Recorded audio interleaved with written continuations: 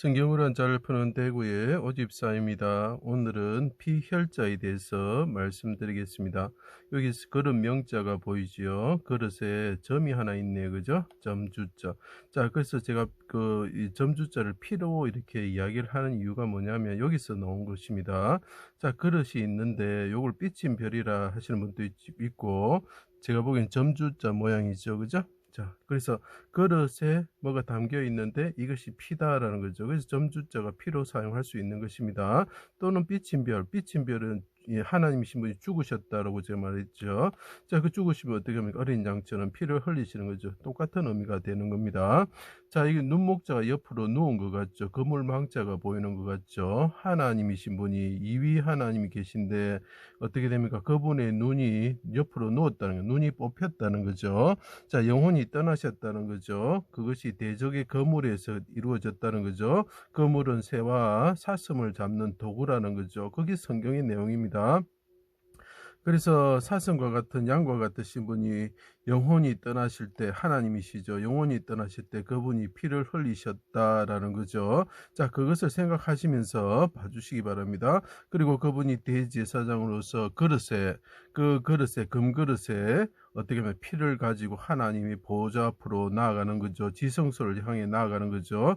자, 그때 어떻게 됩니까? 우리가 그의 피로서 우리가 죄에서 해방되게 된다는 글을 나타내고 있는 글자입니다. 자, 그것을 하나씩 설명해 드려 보겠습니다.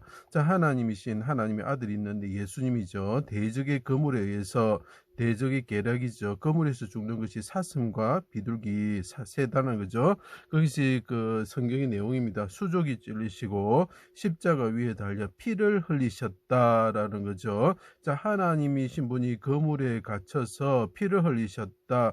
자, 거물에 보면은 제단의 중간에 거물이 있습니다. 그죠? 거물에서 그 고기가 이렇게 얹어져 있는 모습을 생각해 보세요. 피를 뚝뚝뚝뚝 흘리면서 그 제단 옆 사방으로 피를 흘리시면서 있다는 거물에 잡힌 하나님이 있다라는 거죠. 그분은 깨진 그릇과 같고 질그릇 조각과 같다는 거죠. 왜 그렇게 됩니까?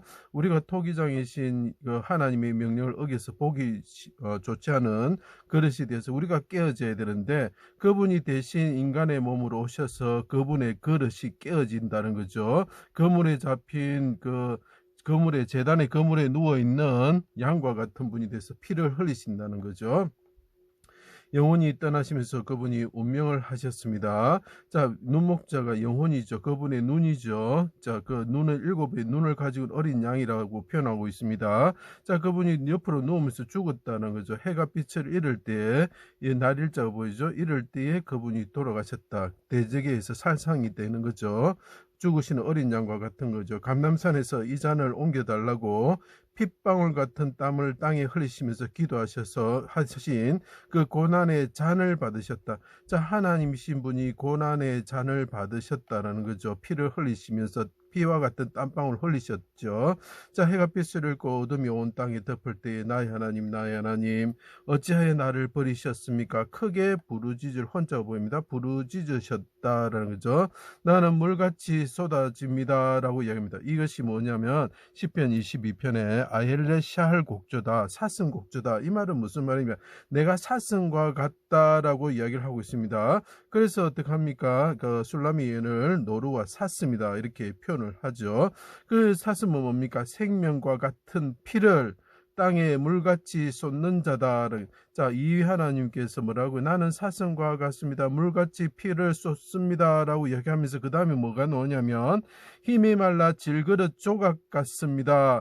깨진 그릇과 같습니다. 사사기에 보면 기도원이 항아리를 깨뜨립니다. 그 항아리가 예수 그리스도라고 제가 말씀드렸죠. 자, 그 그릇이 깨어지면서 물같이 피를 쏟습니다. 나는 사슴과 같습니다. 그물에 갇혀 있는 사슴과 같습니다. 내가 왜 질그릇 조각같이 깨어지느냐 하면 그 토기장의 그 손에서 깨어지는 질그릇 조각 같은 사람 대신 내가 심판을 받고 깨어집니다. 그때 나는 물같이 피를 땅에 흘립니다 라고 이야기를 하죠. 그래서 그런 명자가 등장해야 되는 것입니다. 내 영혼을 아버지 손에 부탁합니다. 크게 소리치셨습니다. 통곡과 눈물로 기도하셨죠. 백성들의 죄를 담당하시고 영혼을 속건제물로 드리셨습니다. 기쁘신 뜻을 그분이 손으로 성취하셨죠.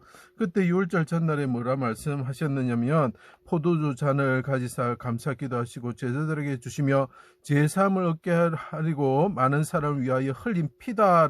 그릇에 달린 포도주를 보시고 이것은 피다라고 이야기를 하는 그릇이 등장해야 되는 것입니다. 말씀을 하셨습니다. 피로써 우리를 죄에서 해방시키기 위해서 하신 것입니다. 속죄 제물로 흠없는 수송아지 순염소 흠없는 암컷 어린 양으로서 예수님 여호와 앞에서 잡히시고 죽으셨다는 거죠. 피를 흘리셨다는 거죠. 그 피를 가지고 회막에 들어가서 그릇에 금그릇에 담아서 그 피를 가지고 들어가게 되는데 그 피가 어린 양의 피인데 그것은 예수 그리스도의 피라는 거죠. 내 향단불에 바르고 그 휘장 앞에 7번 뿌리죠. 피를 회막문 앞 번제단 앞에 쏟게 된다. 이분이 예수께서 대제사장으로서 자신의 피를 가지고 어린 양의 피가 자신의 피입니다. 가지고 하나님 앞에 나가서 뿌리셨을 때 첫 언약 때 율법이죠. 범한 죄를 속량하려고 피를 흘리시고 죽으심으로 오직 자기 피로 영원한 속죄를 이루셨다. 자, 그릇에 담긴 피를 가지고 가신 이 위위 하나님이 계신데 이분은 성전을 짓는 자인데 공짜도 보이죠. 성전을 짓는 자인데 하나님이신데 그 물에 갇힌 사슴과 같이 땅에 피를 흘리심으로 어떻게 된다고 그릇에 들고 간 그 어린 양의 피로서 우리를 죄에서 해방시켰다. 그래서 그릇이 계속 들어가야 되는 것입니다. 자, 6월절 어린 양이시였습니다. 그분은 6월절 어린 양이 고린도전서에서 말하고 있죠. 6월절 어린 양으로 잡히셨습니다. 피를 흘리신 분이 되셨습니다. 그때 잘 보시죠. 우슬초 묶음을 가져다가 그릇에 잡은 피를 적셔서 그 피를 문인방과 좌우 문설주에 뿌리고 십자가에 그 피가 발리는 모습을 이 문인방과 좌우 문설주에 로 표현하고 있습니다. 그래서 피를 칠하라 이런 뜻이 있는 것입니다. 멸하는 자가 너를 치지 않고 넘어갈 것이다. 그것이 유월절이죠. 애굽에 처음 난 것은 치고 살상할 것이다. 대적은 멸할 것이다. 애굽의 모든 신은 심판할 것이다. 이렇게 이야기하는 것이 유월절입니다.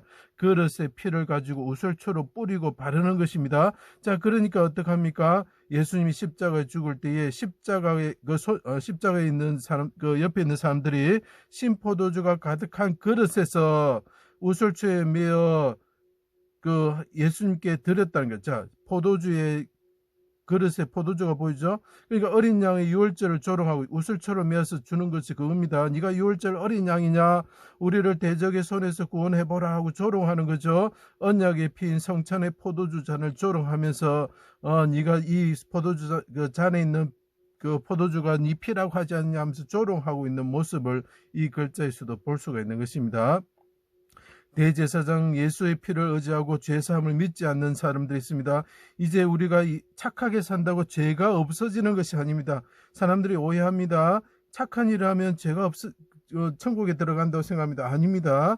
죄가 없어야 천국에 들어갈 수가 있습니다. 그것은 오직 대제사장이시면서 어린 양이신 분이 그릇처럼 깨진 그릇처럼 깨어지면서 피를 땅에 흘리셨을 때 그 피를 의지하고 죄사함을 믿고 회개하는 자들에게 하나님께서 천국을 허락하시는 것입니다. 그래서 예수의 피를 의지하지 않는 자들, 자기 능력으로 자기 힘으로 자기의 착한 일로 천국에 가고자 하는 자들은 어떻게 되느냐? 천사들이 둘째 대접을 그릇을 바다에 부었을 때 죽은 자의 피같이 될 것이다. 그릇과 피가 계속 등장합니다. 모든 생물이 죽고 셋째 대접을 부어 강과 물의 근원이 피가 되고 그들에게 피를 마시게 하는 것이 합당하다고 천사들이 말을 합니다. 이것은 모세가 지팡이를 들고 애굽의 물과 강들과 운하와 목과 호수가 피가 되게 하는 것과 같습니다. 그때 어떻게 됩니까? 나무 그릇에 돌 그릇에 피가 있는 것입니다. 예수의 피, 예수의 그 성찬의 잔을 받지 않으면 어떻게 되느냐? 우리의 그릇에 피가 넘치게 된다는 것을 나타내는 글자입니다. 예수 그리스도를 믿으십시오. 그분이 우리 대신 우리가 그릇 가는 양 같을 때 그분이 어린 양으로서 대신 죽으셨습니다. 우리가 깨어지게 되는 그릇이 되었을 때 그분이 그릇이 되셔가지고 깨진 그릇이 되셔서 오셨습니다. 그분이 그물에 갇힌 비둘기처럼 사슴처럼 되셔서 우리를 위해서 피를 흘리셨습니다. 제단의 중간에 있는 그 문에 잡혀있는 이위 하나님이 보이십니까? 그분이 우리를 위해서 피를 흘리셨습니다. 그 피를 가지고 그 그릇에 담아서 대제사장으로서 그분이 휘장 가운데 들어가셔서 하나님께 그릇을 드림으로 우리의 죄가 사해지고 휘장이 둘로 나눠지면서 우리가 하나님께 나아가고 천국에 갈 수 있는 길이 열린 것입니다. 죄로 인해서 우리가 모든 죄에서 해방받은 것입니다. 자, 그 피를 이 글자가 보여주고 있습니다. 예수 믿고 구원받는 여러분들이 다 되시기를 부탁드립니다.